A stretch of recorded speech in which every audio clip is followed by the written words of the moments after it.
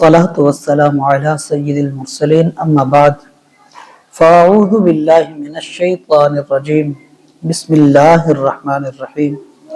اللہ تعالیٰ کے فضل و کرم سے ہمارا یہ درس قرآن جاری و ساری ہے۔ انشاءاللہ تعالیٰ العزیز آج ہم سورہ النساء آیت نمبر 162 سے متعلق سننے کی سعادت حاصل کریں گے۔ سابقہ جو آیتیں گزری ہیں نا، اس میں اللہ تعالیٰ نے یہود سے متعلق فرمایا کہ یہودی کس طرح سے پہلے نافرمانیاں کرتے رہے، حضرت موسیٰ علیہ السلام کی نافرمانیاں کی، حضرت موسیٰ علیہ السلام کے ساتھ ضد کر کے،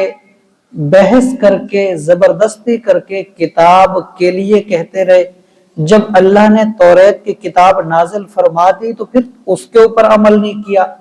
اللہ تعالیٰ نے ان کے اوپر اس وقت کچھ سختیاں بھی نازل کی، پھر اس کے بعد بھی وقت گزرتا رہا، اللہ تعالیٰ ان کو موقع دیتا رہا، کرتے کرتے حضرت عیسیٰ علیہ السلام کی باری آئی تو حضرت عیسیٰ کا انکار کر دیا۔ حضرت عیسیٰ علیہ السلام کو شہید کرنے کے لیے کوششیں کی اور پھر یہ کہا بھی صحیح کہ بھی ہم نے حضرت عیسیٰ کو شہید کر دیا۔ اس کے بعد پھر کرتے کرتے حضور سید عالم صلی اللہ علیہ وآلہ وسلم کی باری آئی تو انہوں نے حضور علیہ السلام کا بھی انکار کیا، نشانیوں کو چھپایا، کتابوں کو تبدیل کیا، بہت سارے اقدامات جو نافرمانی کے تھے انہوں نے کیے۔ دشمنی کے اندر کوئی کسر انہوں نے نہیں چھوڑی۔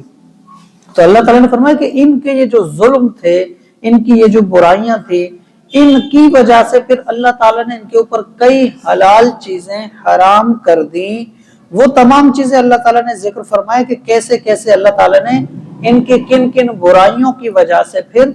ان پر عذاب اور ذلت اور رسوائی اور تنگ دستی ان کے اوپر ڈالی۔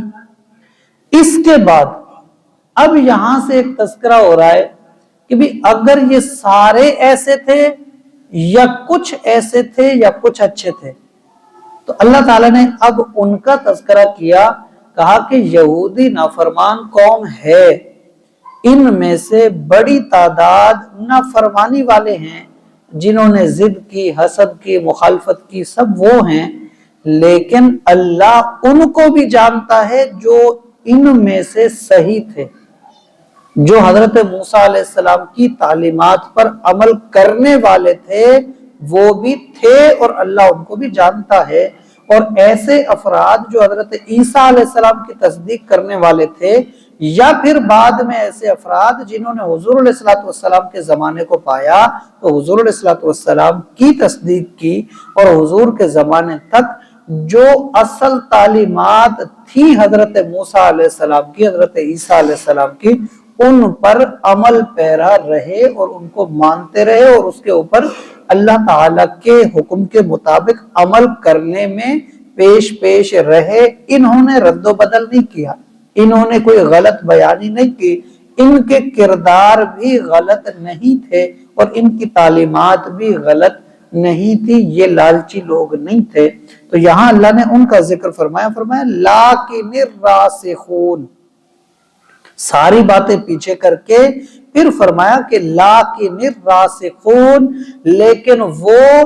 جو راسخ ہیں فی العلم، علم کے اندر، منہم، ان لوگوں میں سے، یہود و نصارہ میں سے جو لوگ